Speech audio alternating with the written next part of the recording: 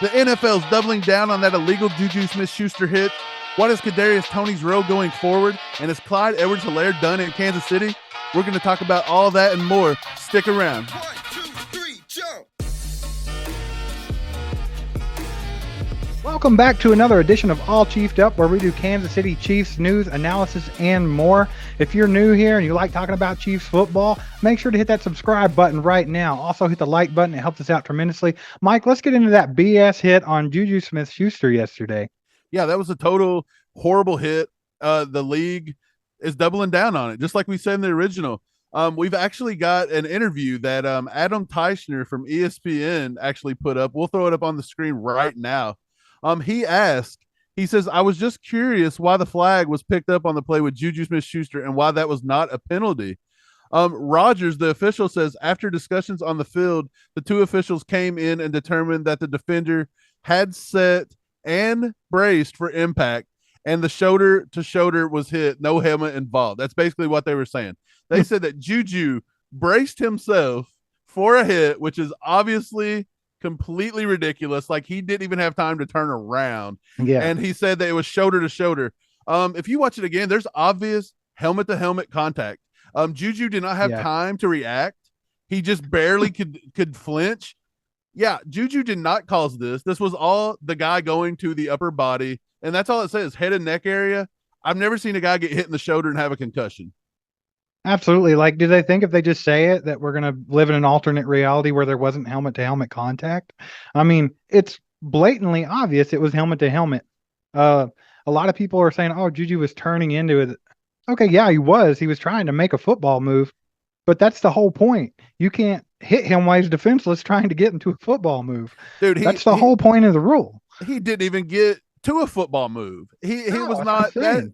That's the definition. If you go to the rule book, that is the definition of defenseless receiver. It says, quote, something about you have to establish yourself and be able to avoid the hit or the contact. No way did JuJu have time to avoid that contact or anything. No. And if we think back to the Tampa Bay game, they called that ridiculous play on Thornhill in the back of the end zone on Mike Evans and said that was defenseless. If that was defenseless, then JuJu, I mean, come on. This is bogus. Mike Evans saw that hit coming. Like, it's not like he's defenseless at all. And that drew a flag. And then if you paid attention, right after the JuJu play, MVS, same guy. He launched at him head first. Another perfect description of what a flag should be. Nothing. I don't understand. So, if you don't hold the quarterback and let him down gently, just the right way, it's a flag because of player safety. But you're allowed to hit these guys head to head, helmet to helmet, full speed, and launch at them, and that's okay. Because we can just tweak the rule to however we want it to sound tomorrow and make that okay. The whole thing's BS, man. It doesn't pass the smell test. I think that was an obvious flag they should have never picked up. I think it should have been a flag on the MVS one, because I mean, this guy was obviously head hunting. I know Patrick Mahomes came out and said they're just trying to make plays out there on defense. I don't think he was trying to hurt anybody. I think Cisco was trying to hit people helmet to helmet. I think he was. It's too obvious he was targeting, and he was launching at these guys. So, look, the NFL rulebook states this, and this goes on JuJu Smith-Schuster. This goes on that hit. A receiver attempting to catch a pass who has not had time to clearly become a runner.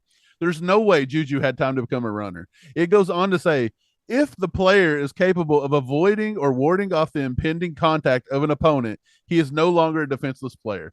That never happened. JuJu did not have time to establish himself as a ball carrier. He didn't even have time to turn his head hardly, and there was obviously contact. If you want to go on to the MVS play, a lot of people are saying, oh, well, that's fine. He didn't hit him with the crown of his head, and he hit him in the shoulder. When it comes to the MVS play, it says that illegally launching into a defenseless opponent. And what's it say about that? If a player leaves both feet prior to contact to spring forward and upward, that is the exact thing Cisco did when he hit MVS. I mean, I don't know what these players, like, again, the NFL, you either protect players or you don't. And it looks like to me they want to protect quarterbacks. They're not so much worried about other players. So if we look at last night, San Francisco versus Los Angeles, in that game, Justin Herbert got hit. It was a dirty hit. Let's be honest. Dre Greenlaw, that was a dirty hit. He got flagged. He got ejected.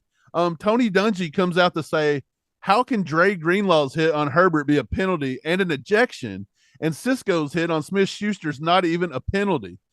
Dungy also wrote, by definition, Herbert was a runner and not defenseless, whereas JuJu was catching the ball is a defenseless receiver.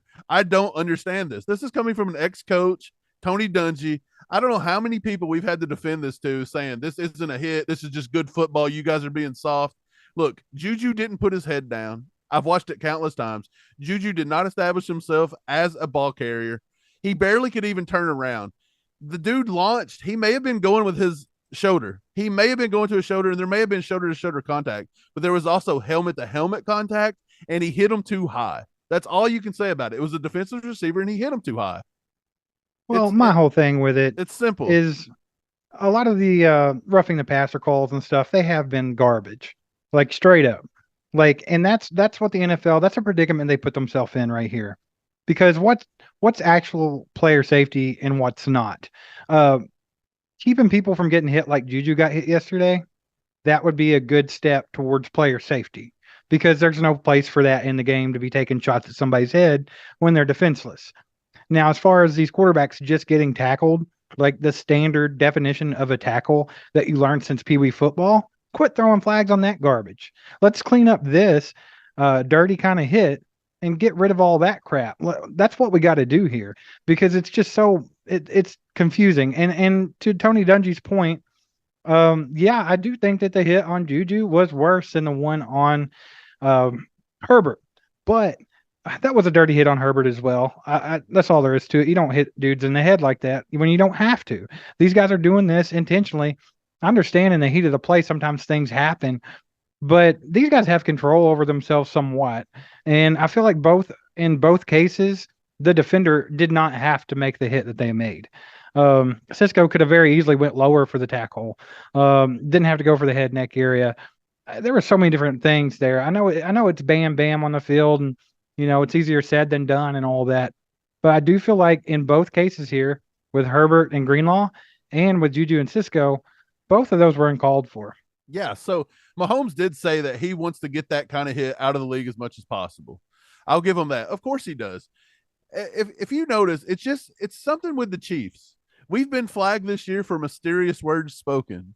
We have been flagged for Chris Jones landing on a quarterback too hard. Like, to your point, you can't land on a quarterback with your full body weight, although that's just a tackle, by the way. You're just landing on. I don't know what you're supposed to do there, but you can't put your full body weight on him. But you can take your shoulder and run it right into somebody's head, and you can double your helmet. I mean, going back and watching some of these brutal hits throughout history, if you go back and look at the one that JuJu took retaliation on Burfict for, and I think he hit, who was it? Was it Antonio Brown? Right, that's the one that everyone says that's what made Antonio Brown crazy, is that hit that Burfict played. So go back and look at it. Burfict was leading with his shoulder. Antonio Brown put his head down, caused him to get hit. He actually hit him shoulder to helmet. According to all these defenders of Cisco, that was a totally legal hit. So I don't know what you guys are looking at when you want to defend this. If anything, I think it's just a bunch of trolls coming on trying to get at the Chiefs and the Chief fan base. You guys are just whiners. You guys cry about everything. You get every call. These guys obviously just hate the Chiefs. And if they watched the Chief game, they'd know we don't get many calls at all. And again, going back to all these like bogus calls, the NFL's they've come after us this year. Their plan was to sink us. And when it's not happened, you realize when we beat the Chargers this weekend, we will have clinched the division already. The big bad AFC West. And we're supposed to have fell off. And we've clinched the division already if we get a win this week. Dude, how awesome is that? We've got a month and a half of football. It's not even Thanksgiving. And we may take down the entire big bad AFC West, best division ever assembled. Dude, I keep trying to tell people, like even just buddies talking about it and stuff. And, those Chargers are going to win this way. And I always look at them. I say the same thing, like, yeah, I've heard that one before. Or the Broncos have Russell now. And it's like, dude, like, they just don't understand. It's like, I saw this coming from a mile away, because we hear the same garbage every year, year in, year out. And yeah, the AFC West did go balls to the wall, trying to get people just to take down the Chiefs. And it looked like it was desperate, and it was desperate, and it didn't work. I'm sorry, it just didn't work, Hey, and we knew it wasn't gonna. every team in the NFL, besides maybe 3 or 4, you know, they're all contenders on paper in the middle of June. But when you put those helmets on and you strap them up and you get on the field and you got to go against masterminds like Andy Reid and you got to go against playmakers like Patrick Mahomes and you got to go after big dogs like George Karlaftis and Chris Jones, it's a whole new game out there. And they can't compete with the Chiefs. I think it's hilarious that they're stuck with Russell Wilson now for all these years. This is hilarious to me. They've all went Hey, bankrupt, and it took us before we're going to be kicking back, eating turkey, winning the AFC West, and having a good old time. Russell Wilson's not even thrown for 400 yards on the hey, year, I don't think. and if we play our cards right and we just finish out the rest of the season playing the way that we can play, we're going to be holding the number 1 seed in Dude, the AFC. I got a quick question. Quick question. If we wrap up this division before Thanksgiving, if we beat the Chargers this week in LA and we take the division and we've already wrapped up a playoff spot, do you play all of our players throughout just to get home field advantage, or does home field advantage not mean that much to this team? Because I think it honestly, does. I don't know. I think it does.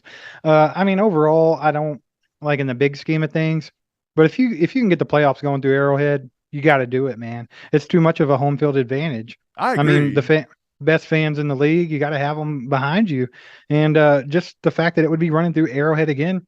The AFC playoffs are becoming the Arrowhead Invitational, and I want it to continue to be that, and so do the fans there in Kansas City. So, yeah, I think it's worth it. But Obviously, would you don't would have to it go balls to ball or anything, but you would definitely it want to lock that up. would it not be satisfying though to go beat Baltimore at Baltimore, go beat Josh Allen in the playoffs See, I again don't care. in I don't Orchard care about none Park? of that. I It don't would care be about none of funny. that because I think it's funnier that, you're just not good enough to get the home field advantage. That's Like true. you had it in your lap. Buffalo literally had it handed to him on a silver platter by the NFL. Here's the easiest schedule in the entire world. Josh Allen will be the MVP, which now they're all backtracking on this week, being like, he's not in the MVP race anymore as of right now. It's like it's funny watching everyone backpedal. And I think it's hilarious. And no, I want the playoffs to run through Arrowhead. End of story. Hey, speaking of Josh Allen and the NFL trying to hand him everything, we already spoke on the Vikings game, about how they tried to give him that bogus catch with Gabe Davis, and then they called that bogus pass interference, and they pretty much were trying to walk him in the end zone at the end of regulation. But Yeah, have they you did. seen the play now where they stuffed Dalvin Cook at the goal line? The NFL officials actually missed. Buffalo had 12 guys on the field, and they missed it. They let Buffalo play with 12 defenders to get that win. I This is crazy. Like Chris Jones can't even talk. Buffalo can put 12 guys on the field. Like it's amazing the amount of crap Hey, people get away with. no, it's the world against the Chiefs, baby. And whether it is It that way or always not, is. that's the way I perceive it, and that's just the way I feel about it. And I think the players should as well. Um, so we have some other stuff to talk about today. How about Kadarius Toney, man? He looked pretty daggone good for his second game in the Chiefs red. And I'm excited about that guy because I think he is very, very pumped to be in the situation he's in. He's thankful and he knows that he's in a good spot with Patrick Mahomes and Andy Reid. And I think he's ready to showcase what Kadarius Toney can do. I like Kadarius Toney. I said it yesterday. I'll say it again. I like his attitude. He seems like he wants to work. He seems like he wants to be here. I think he's found a new passion in Kansas City. People are like, how did he? The Giants are good. Why couldn't they? I don't know. Why couldn't they find a way to use them? They've had a running back at quarterback for 3 years. They've slopped around a few wins against a lot of like weak opponents this year. Who cares? They're 7-2. They suck. If they're in the AFC West, they'd have won 2 games at this point. They probably couldn't beat the lowly Raiders, or I don't even know. I don't even know. But I don't respect the New York Giants. I don't think they're very good. With that being said, we'll probably lose to them in the Super Bowl. But no, I'm just joking. But anyways, yeah, I just don't understand it because Kadarius Toney coming out of Florida was a beast. He should have been used. He should have been utilized. He's been with Andy Reid now for less than 2 weeks, and he's already looking like Tyreek Hill 2.0. He's probably not as fast. He may not be as shifty, but I do think he has better hands, and I think he runs good routes. Sometimes Tyreek Hill, I don't even know how good of a route he did run. He just relied on his speed a lot. Something else I've noticed, Kadarius Toney can lay down some blocks that Tyreek Hill cannot. But man, you say he's not as fast, and granted, yeah, straight line speed, maybe not.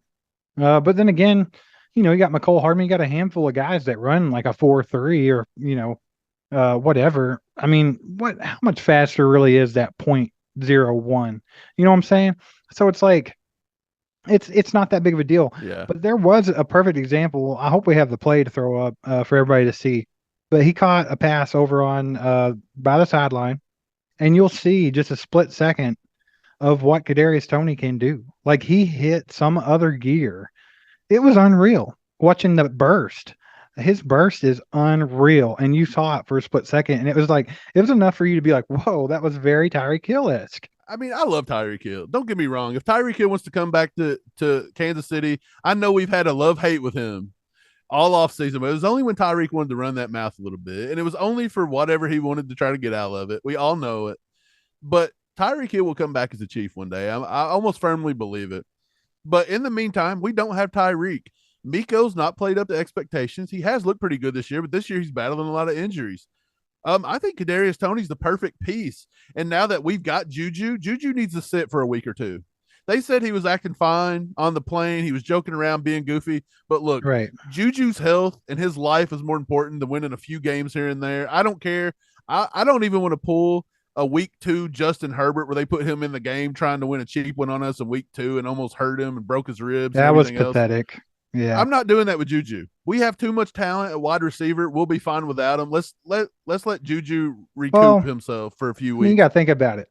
You have a quarterback that made Albert Wilson look like a Pro Bowler. It doesn't matter who's at his disposal. Patrick Mahomes is going to find a way to win games. So we can do without JuJu for a couple of weeks if that's what it takes. Definitely want him on 100%. And like you said, his health is much more important than winning a couple games. But honestly, as good as JuJu has been, I don't think he's like a big X factor. I don't think that makes us we're going to lose a game because JuJu's not playing. I don't feel like that whatsoever. No, I think the only thing JuJu did was he was starting to develop a good rapport with Mahomes. Mahomes was having somebody else besides Kelsey that was starting to become a security blanket. Now Mahomes is going to have to pick it up, put his big boy pants on, and go out there and do what Aaron Rodgers does every week, which is throw to nobody. But you're going to have to do that. And to be honest, we're not throwing to nobody. We've Yeah, got good receivers here. Let's just be honest. I'm just saying what the national media will want to portray. But yeah, Kadarius Toney is very capable of stepping in over the next few weeks. I'd done the brilliant move of stashing him away in fantasy football as soon as the trade went through, and I reaped 20 points yesterday.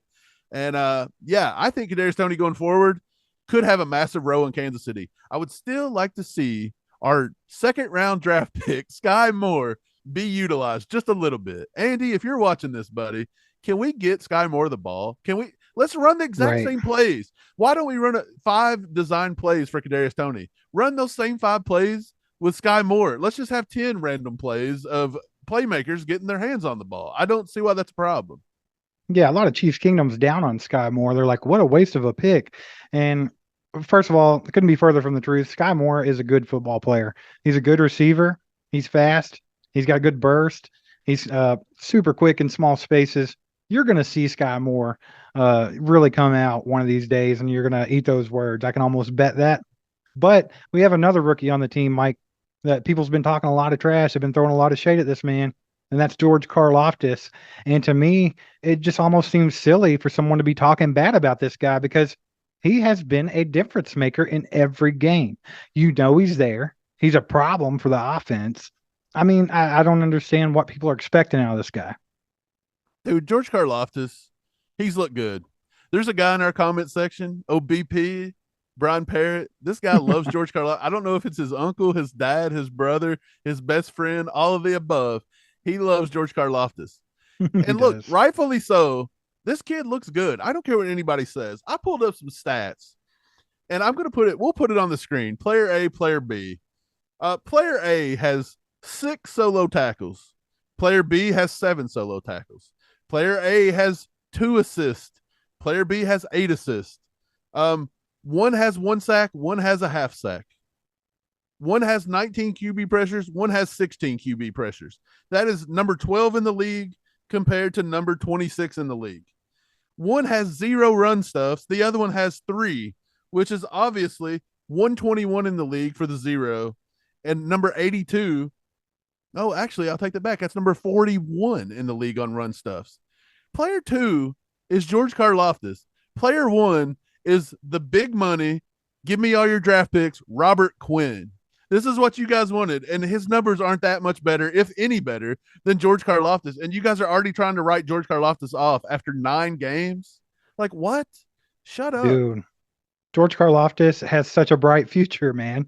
Like you were saying on yesterday's episode, if he could, get his speed, if he could get a little faster in the off season, like whether that's drop a little bit of weight or whatever he has to do, if he could pick up, 0.05 seconds of speed here, he'd be getting sacks like crazy. The dude's already, dude, he has an awesome move. A lot of people would say it's illegal, but a lot of people do it. You just have to know how to do it. But if you ever notice, Karlaftis likes to rip and pull. He'll actually grab their arm and pull them and just throw them out of the way. Dude's a monster. He does it to where the line judge can't really see what he's doing.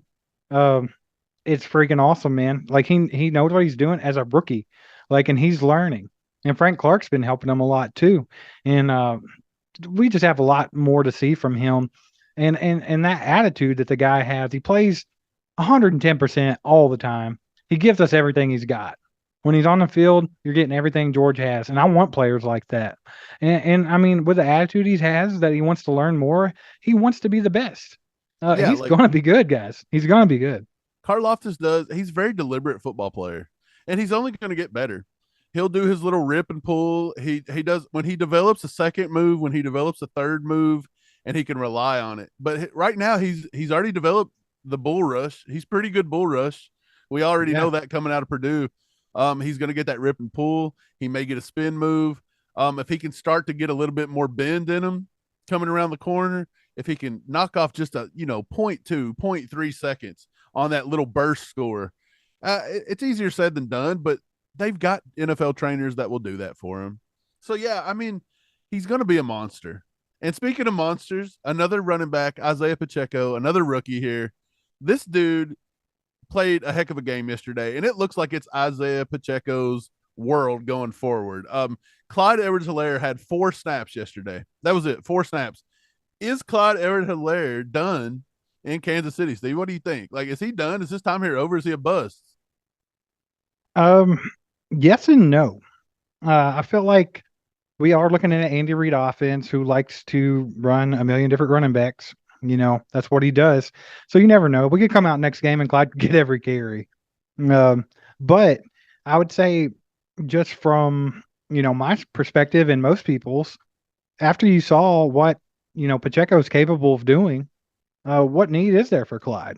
Like I said yesterday, I feel like if Clyde wants a future in Kansas City, he's going to have to get into that Jerick McKinnon role where he's a good third down back. He's a good receiving back. And that's what we can rely on him for. I don't think he's going to be the number one. I just really don't. And I think if that's what he has in mind, he's going to have to go elsewhere. Well, I'm right with you. I think it's 60-40, 60 being he's probably done here. Like, he's going to be able to come in and play, like you said. He's going to have a small role here and there. But him going into his 5th-year option, you can't pay this guy first-round money and a 5th-year option and extend him and to have the opportunity. He's going to want bigger opportunity elsewhere. I just feel like his time in Kansas City is done. And what is funny is he didn't look half bad at the first part of the season, but they just kept edging him out. And I think it may be more what Pacheco was presenting rather than what Clyde was doing. And I just don't see how he finds a role and how they can pay him first round back money going into your first big contract. He's going to want more money. He's going to want more playing time. I just feel like it's Pacheco's to lose. Again, developing into a third down running back. Is that what Clyde wants to do for himself? Are you going to get yourself a big contract being a third down back? It ain't going to happen. Pacheco had 35 snaps yesterday. That was the most he's played offensive snaps. Jerick McKinnon had 23. Clyde had 4. I don't see how Clyde bumps that 4 up to 20 like McKinnon. I just don't see it. Again, I don't think Clyde done anything bad. I think he was averaging like 4.3 yards a carry, something like that. It's not that bad. But I feel like the style and just the way it is and the fans and everybody, I just feel like Clyde's probably done here. Wouldn't surprise me if we don't throw him on the inactive here after a few weeks if something don't change, just to preserve him, maybe get something for him after the season. I don't know. I really don't think he fits into Andy Reid's system the way that they thought he was going to, because Clyde was presented as a receiving back. someone that can catch the ball out of the backfield all the time. And if you notice, he struggled with that this year. Like he's missed a lot of passes. If you can't use them that way, how are you going to use them? Because if you're going to go power run game, there's no one on this team beating Isaiah Pacheco, and that's including Rojo, who's been inactive the whole year. You're not going to do it. The fact that this guy is a rookie, he's still learning, and he was able to come in and perform the way he was Sunday. I mean, I just don't see it. I think he's definitely the RB1 going forward, and I think that's what the future holds for Kansas City. So there was a reason we didn't get rid of Rojo. We didn't cut him. We didn't trade him. There's a reason. Was the reason we're going to rely on Pacheco. We're going to start moving the offense over to more of a power run. If you notice with Pacheco in the game, Mahomes is under center a lot more. He's under center when Pacheco's on certain run downs and different things. Maybe they've decided this is the direction we want to go. If something happens, Pacheco hurts himself, he pulls a hammy, he does something minor, he misses a few weeks, they may just pull Rojo up and put him in that. Because if you shift your offense to a power style, like you said, I don't know if Clyde does it. That may be their reasoning behind keeping Rojo. We don't know. Brett Veach is a mastermind. There's method to the madness. But yeah, I think Clyde may be done in Kansas City. I'd like to know what Chiefs Kingdom thinks. So get down in the comments and let us know. Is he done here? I know 99% of you guys already call him a bust, poor dude. But yeah, let us know what you think, man. I'm really curious about this, but I think he's probably done in Kansas City. And I like Clyde. I really do, but I don't see how he recovers from this. Yeah, so a lot to be excited about in Chiefs Kingdom after Sunday's game with the Jacksonville Jaguars. We got to see Kadarius Toney sprouting out already in this Chiefs offense, and we're the number 1 seed in the AFC now. So if we just hold on to that, the playoffs are going to run through Arrowhead once again. So a lot to be excited about. If you want to see our reactions to Sunday's game against the Jaguars, make sure to click that right now, and we will see you tomorrow with a little bit of fun. Right, Mike? Yeah, we're going to do something a little crazy. So you guys be sure to tune in tomorrow. See you guys. Peace. See ya. Here goes a sight from my soul.